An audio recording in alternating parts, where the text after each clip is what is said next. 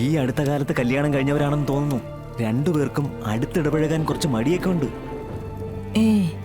രണ്ടുപേരും അഴകാന ജോഡികള്.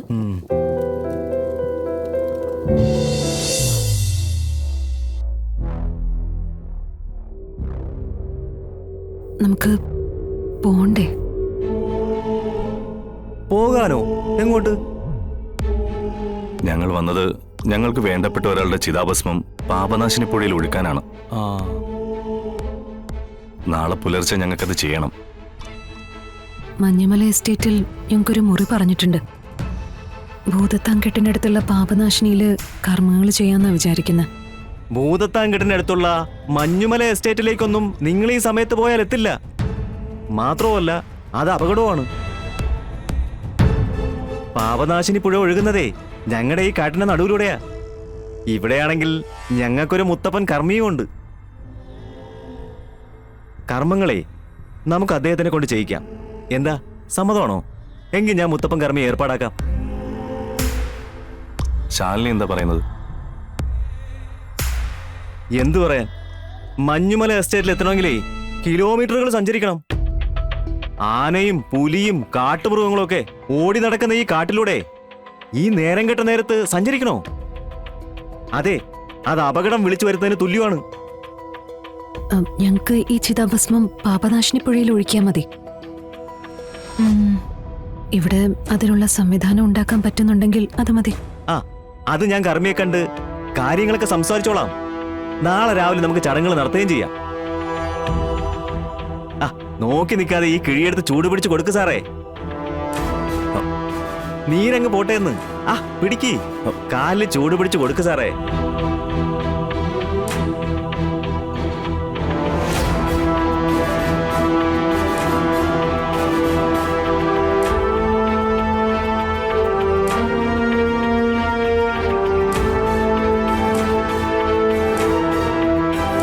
നമുക്കിപ്പോ ഇവിടെ ഇരുന്നിട്ട് എന്ത് ചെയ്യാൻ പറ്റും ശാരദാമ്മേ? പറയാൻ പറ്റുന്ന രീതിയിലൊക്കെ ശാരദാമ്മ പറഞ്ഞു നോക്കിയതല്ലേ. ഇനിയിപ്പോ അവർ ചടങ്ങുകൾ നടത്തി തിരിച്ചു വരട്ടെ എന്നല്ലാതെ മറ്റെന്താ നമുക്ക് ഈ കാര്യത്തിൽ പറയാൻ പറ്റുന്നത്? രേഷ്മ, ഇത് വലിയൊരു കെണിയാണ്. ആ അസ്ഥി നിമഞ്ജനം ചെയ്താൽ അവളുടെ ജീവന് തന്നെ ആപത്താ. ജീവിച്ചിരിക്കുന്ന ഒരാൾക്ക് എന്തിനാ കർമ്മങ്ങള്? കൂടെ വിഷ്ണുവിന്റെ തുടിക്കുന്ന ഹൃദയവുമായി ശിവൻ നിൽക്കുമ്പോ എന്തിനാ മോക്ഷപ്രാപ്തിക്കായി കർമ്മങ്ങൾ ചെയ്യുന്നത്? അത് ജീവിച്ചിരിക്കുന്ന ഒരാൾക്ക് ഇരിക്കപ്പിണ്ടം വെക്കുന്നതിന് തുല്യമല്ലേ? മോള് കേട്ടിട്ടുണ്ടാവും പുരാണത്തില്, ഉത്തരയുടെ ഗർഭത്തിലേക്ക് ബ്രഹ്മാസ്ത്രം വിട്ട് അശ്വത്ഥമാവിന്റെ അവസ്ഥയില്ല ഞാനിപ്പോ. അവരെ തിരിച്ച് വിളിക്കാനും പറ്റുന്നില്ല, ഇത് മുടക്കാനും പറ്റുന്നില്ല. മുടക്കിയില്ലെങ്കിൽ വരാനിരിക്കുന്ന വലിയ വിപത്തുകളെ നേരിടേണ്ടി വരും. ശാലിനിയെ ഞാനൊന്ന് വിളിച്ച് സംസാരിച്ചാലോ? അതിന് ആ സ്ഥലത്തേക്ക് ഫോണ് കിട്ടണ്ടേ? പിന്നെ ശാലിനിക്കൊപ്പം നിൽക്കുന്ന ശിവനുള്ളത് വിഷ്ണുവിന്റെ ഹൃദയമാണെന്ന് ശാലിനിയെ നമുക്ക് അറിയിക്കാനും കഴിഞ്ഞിട്ടില്ലല്ലോ. പിന്നെ എങ്ങനെ ഇതൊന്ന് പറഞ്ഞു മനസ്സിലാക്കുക?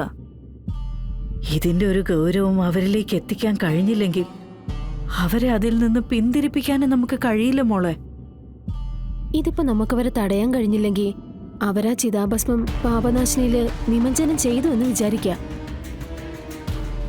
അങ്ങനെയാണെങ്കിൽ ഇതിനൊരു പരിഹാരകർമ്മം ഉണ്ടാവുമല്ലോ. അങ്ങനെ എന്തെങ്കിലും ജോത്സ്യം പറഞ്ഞായിരുന്നോ? മോള്, ഞാൻ മുമ്പ് പറഞ്ഞ അശ്വത്ഥാമാവിന്റെ കഥ തന്നെ എടുത്തു നോക്ക്. അർജുനന് നേരെ തൊടുത്ത ബ്രഹ്മാസ്ത്രം അശ്വത്ഥാമാവിനെ പിൻവലിക്കാനായില്ല. പിന്നെ അത് ഉത്തരയുടെ ഗർഭത്തിലേക്കാ തിരിച്ചുവിട്ടത്.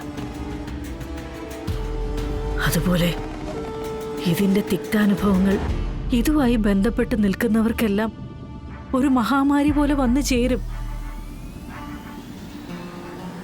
പക്ഷെ ഇവിടെ സംഭവിക്കാൻ പോകുന്നത് മരണപ്പെട്ടയാളുടെ മോക്ഷപ്രാപ്തി അല്ല, അതിന് നിയോഗിക്കപ്പെട്ടവരുടെ അപമൃത്യുവാണ്. ഇനിയിപ്പോ എന്ത് ചെയ്യും ശാരദാമ്മേ? കേട്ടിട്ട് തന്നെ പേടിയാവുന്നു. ചില കാര്യങ്ങൾ അങ്ങനെയാ മോളെ. അനുഭവിക്കാനുള്ളതെല്ലാം അനുഭവിച്ചേ തീരൂ. ശാരദയും മക്കളും കണ്ണീരുകൊണ്ട് തുലാഭാരം നടത്തി തന്നെ ജീവിക്കണമെന്ന് സർവേശ്വരൻ നിശ്ചയിച്ചിട്ടുണ്ടെങ്കിൽ അതനുസരിക്കാനല്ലേ നമുക്ക് പറ്റൂ. വരട്ടെ, എല്ലാം വന്ന് ചേരട്ടെ. എല്ലാ ദോഷങ്ങളും എല്ലാ കഷ്ടകാലങ്ങളും കെടുതികളും ഒന്നിച്ചു വന്ന് ചേരട്ടെ. എന്നും അനുഭവിച്ചും എന്തും തരണം ചെയ്തും എന്തിനേയും നേരിടാൻ മനസ്സ് പാകമായി കഴിഞ്ഞു. എന്റെ 3 മക്കളിൽ ആ ശാലിനിക്കെങ്കിലും ഒരു നല്ല കാലം ഉണ്ടാവുമെന്ന് കരുതി. ഇല്ല, എനിക്കിപ്പോ ഒന്നിലും ഒരു പ്രതീക്ഷ വെക്കാൻ പറ്റുന്നില്ല. ഹാ, വരുന്ന പോലെയൊക്കെ വരട്ടെ. പോകരുതെന്നും ചെയ്യരുതെന്നും മുന്നറിയിപ്പ് കൊടുത്തതാ, കേട്ടില്ല.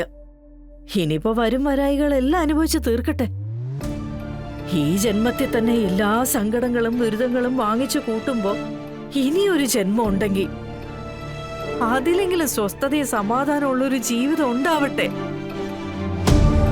നമുക്ക് പ്രാർത്ഥിക്കാം ശാരദാമ്മേ, കൂടുതൽ അനിഷ്ടങ്ങളൊന്നും സംഭവിക്കാതെ പോയവര് തിരിച്ചു വരാൻ. നമുക്കിപ്പോ അതല്ലേ ചെയ്യാൻ പറ്റൂ. പ്രാർത്ഥന. എന്റെ പ്രാർത്ഥനയും പരിഭവങ്ങളും കേട്ട് ഭഗവാന് തന്നെ പരിഭവം വന്നിരിക്കുക. കാരണം അത്രത്തോളം ഞാൻ വിളിച്ചു കൂട്ടുന്നുണ്ട്. എന്തായാലും ഈ ഒരു ദിവസം എന്നെ സംബന്ധിച്ചിടത്തോളം വലിയൊരു കടമ്പ തന്നെയാ. ഈശ്വരനെ വിളിച്ചു തന്നെ ഞാനതിനെ മറികടക്കാൻ പറ്റുമോ നോക്കട്ടെ. ശല്യമാണെങ്കിലും ഈ ശാരദയെ കൈവിടില്ല എന്നൊരു ഉറപ്പുണ്ട്. ഞാൻ ആ ഉറപ്പിലിരിക്കും.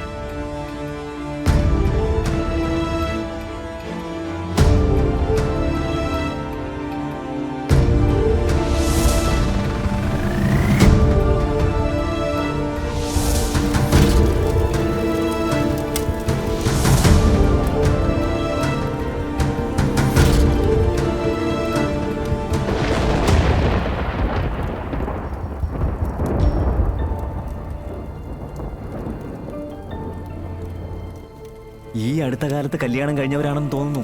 രണ്ടുപേർക്കും അടുത്തിടപഴകാൻ കുറച്ച് മടിയൊക്കെ ഉണ്ട്. രണ്ടുപേരും അഴകാന ജോഡികള്. ഇന്ന് അവങ്ങളുടെ താമസം എവിടെയല്ലേ? എല്ലാ പ്രശ്നങ്ങളും നമുക്ക് മാറ്റിയെടുക്കാം.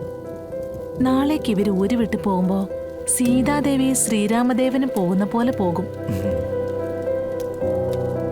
സാർ, കുളമ്പ് എപ്പടി ഇருக்கு? എന്താ കൊളമ്പാ? സാറേ, കറി എങ്ങനെ ഉണ്ടെന്നാ അവള് ചോദിച്ചതേ. ആ, നന്നായിട്ടുണ്ട്. ரொம்ப ടേസ്റ്റാ ഇருக்கு. നമ്മുടെ നാട്ടിലെ നാടൻ കപ്പയാ. ഇവിടെ ഇതിന് കാട്ടുകപ്പ പറയും. കപ്പയും മുരിങ്ങയിലയും കൊണ്ടുള്ള ഒരുതരം തോരനാ. അടുത്ത കാലത്ത് കല്യാണം കഴിഞ്ഞു വരുന്നവർക്ക് ഇതുപോലുള്ള കറികളൊക്കെ വെച്ചു കൊടുക്കുന്നത് ഇവിടെ സർവ്വസാധാരണമാ. അമ്മാവുക്കും എല്ലാം ഇഷ്ടപ്പെട്ടല്ലോ അല്ലേ? ഇഷ്ടായി. കടവുളെ, അത് പോതും.